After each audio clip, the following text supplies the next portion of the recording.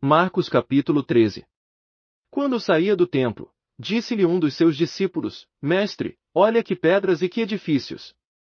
Ao que Jesus lhe disse: Vês estes grandes edifícios? Não se deixará aqui pedra sobre pedra que não seja derribada. Depois, estando ele sentado no Monte das Oliveiras, defronte do templo, Pedro, Tiago, João e André perguntaram-lhe em particular: Dize-nos, quando sucederão essas coisas, e que sinal haverá quando todas elas estiverem para se cumprir? Então Jesus começou a dizer-lhes: Acautelai-vos, ninguém vos engane.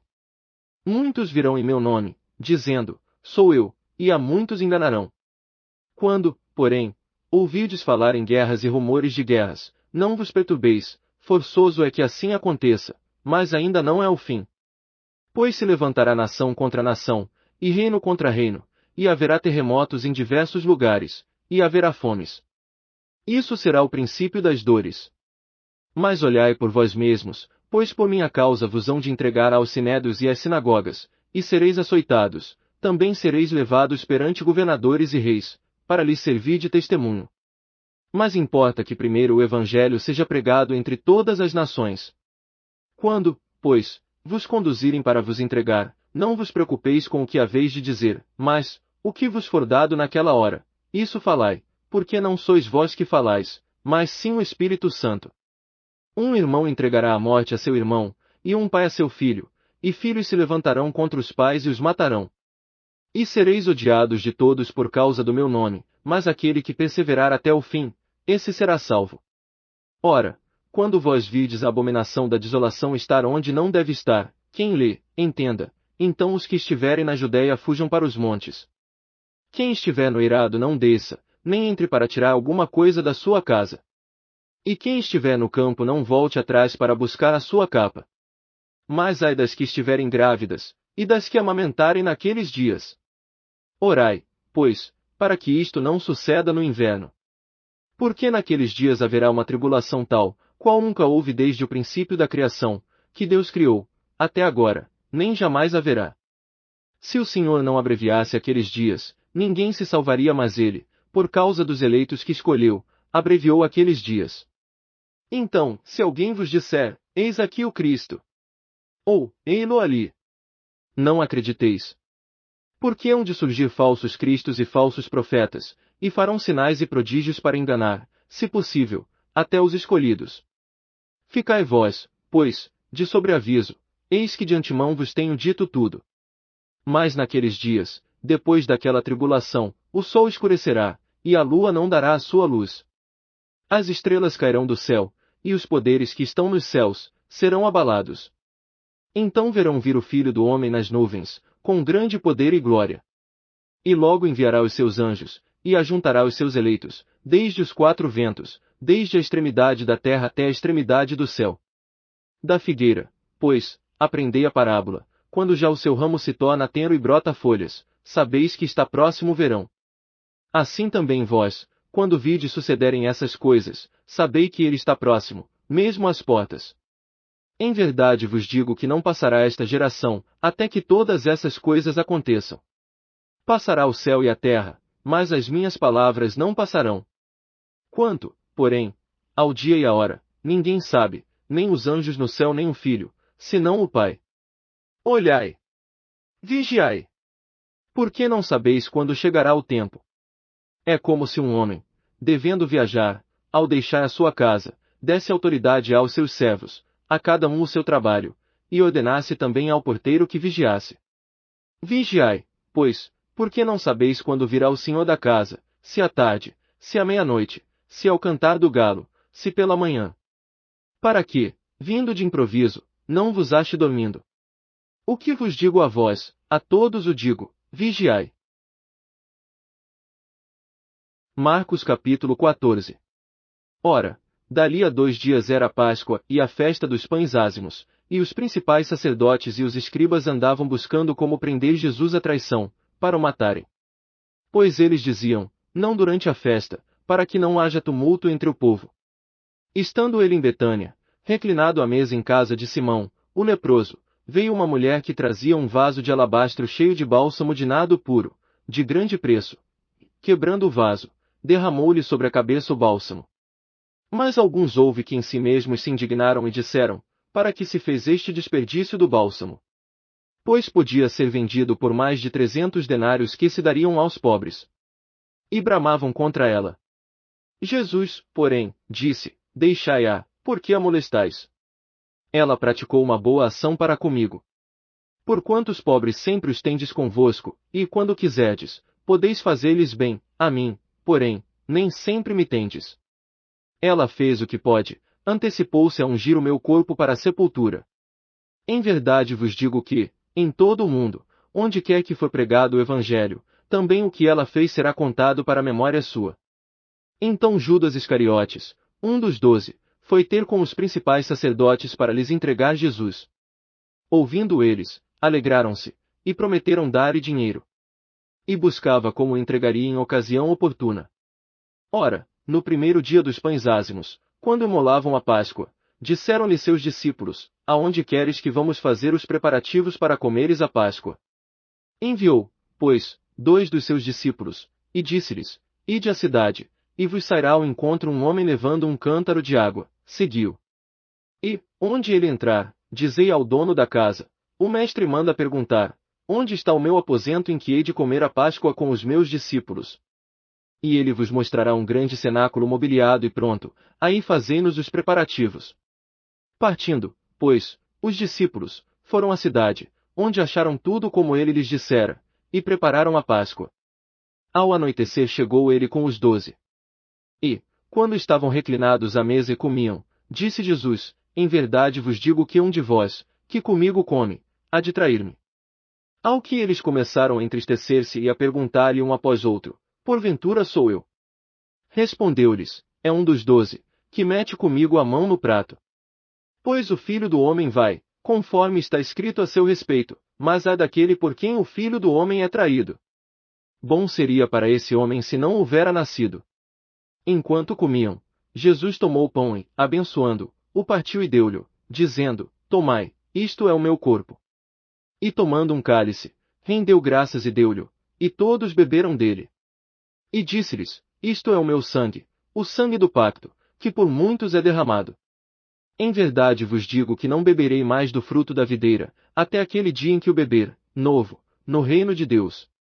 E, tendo cantado um hino, saíram para o Monte das Oliveiras.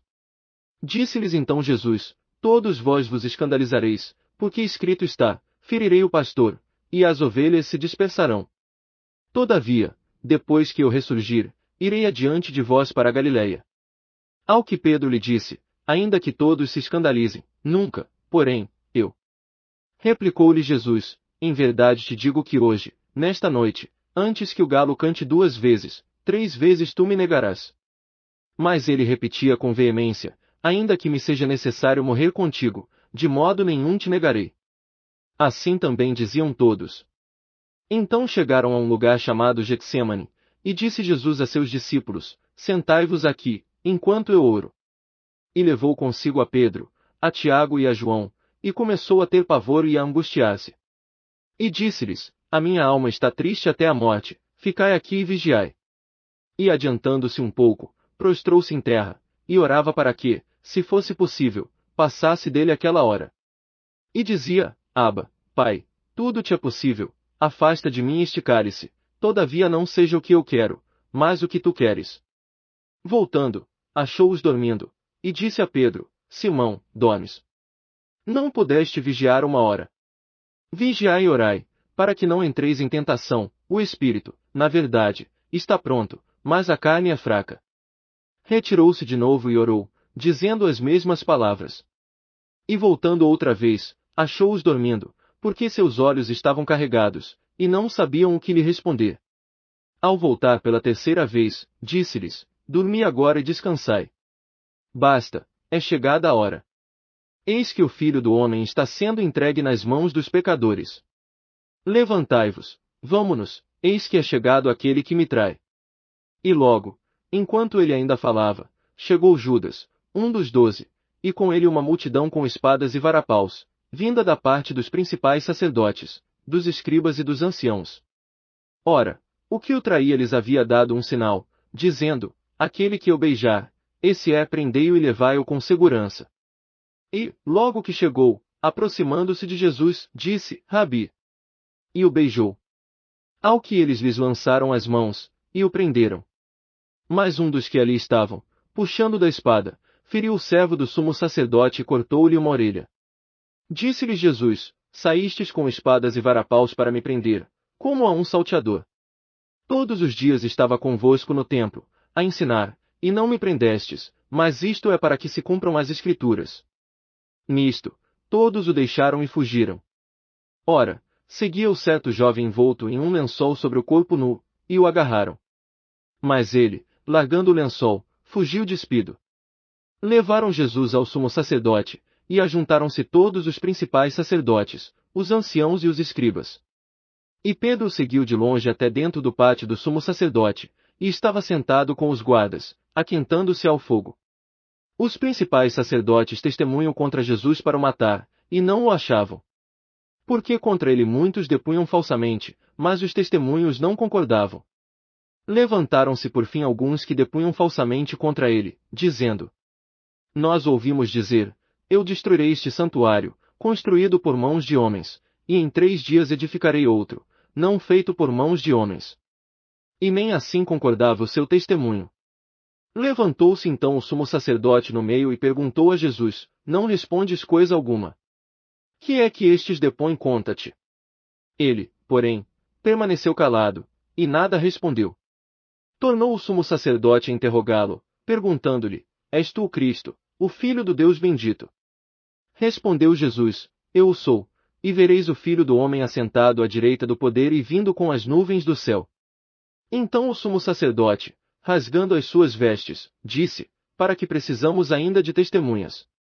Acabais de ouvir a blasfêmia, que vos parece? E todos o condenaram como réu de morte. E alguns começaram a cuspir nele, e a cobrir-lhe o rosto, e a dar-lhe socos, e a dizer-lhe, profetiza. E os guardas receberam uma bofetadas. Ora, estando Pedro embaixo, no átrio, chegou uma das criadas do sumo sacerdote. E, vendo a Pedro, que se estava aquentando, encarou-o e disse, tu também estavas com o Nazareno, esse Jesus. Mas ele o negou, dizendo, não sei nem compreendo o que dizes. E saiu para o alpendre. E a criada, vendo, começou de novo a dizer aos que ali estavam, esse é um deles. Mas ele o negou outra vez. E pouco depois os que ali estavam disseram novamente a Pedro, certamente tu és um deles, pois és também Galileu. Ele, porém, começou a praguejar e a jurar, não conheço esse homem de quem falais. Nesse instante o galo cantou pela 2ª vez. E Pedro lembrou-se da palavra que lhe dissera Jesus, antes que o galo cante 2 vezes, 3 vezes me negarás.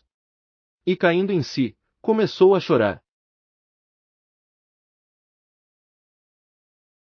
Marcos capítulo 15. Logo de manhã tiveram conselho os principais sacerdotes com os anciãos, os escribas e todo o sinédrio, e maniatando a Jesus, o levaram e o entregaram a Pilatos. Pilatos lhe perguntou, és tu o rei dos judeus? Respondeu-lhe Jesus, é como dizes. E os principais dos sacerdotes o acusavam de muitas coisas. Tornou Pilatos a interrogá-lo, dizendo, não respondes nada. Vê quantas acusações te fazem. Mas Jesus nada mais respondeu, de maneira que Pilatos se admirava.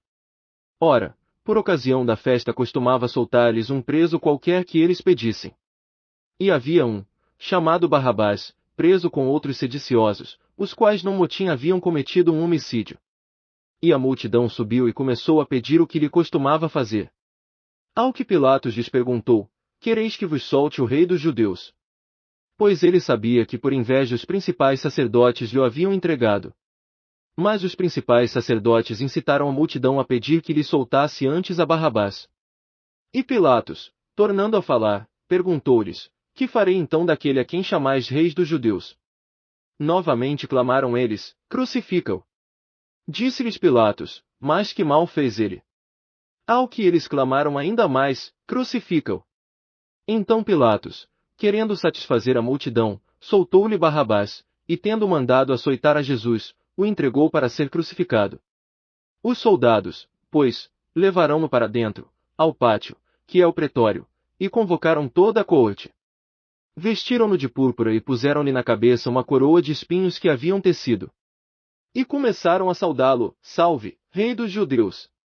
Davam-lhe com uma cana na cabeça, cuspiam nele e, postos de joelhos, o adoravam. Depois de o terem assim escarnecido, despiram-lhe a púrpura, e lhe puseram as vestes. Então o levaram para fora, a fim de o crucificarem. E obrigaram certo Simão, Cireneu, pai de Alexandre de Rufo, que por ali passava, vindo do campo, a carregar-lhe a cruz. Levarão-no, pois, ao lugar do Gólgota, que quer dizer, lugar da caveira. E ofereciam-lhe vinho misturado com mirra, mas ele não o tomou. Então o crucificaram, e repartiram entre si as vestes dele, lançando sorte sobre elas para ver o que cada um levaria. E era a hora terceira quando o crucificaram. Por cima dele estava escrito o título da sua acusação: o Rei dos Judeus. Também, com ele, crucificaram 2 salteadores, um à sua direita, e outro à esquerda. E cumpriu-se a escritura que diz: e com os malfeitores foi contado. E os que iam passando blasfemavam dele, meneando a cabeça e dizendo: Ah! Tu que destróis o santuário, e em 3 dias o reedificas. Salva-te a ti mesmo, descendo da cruz.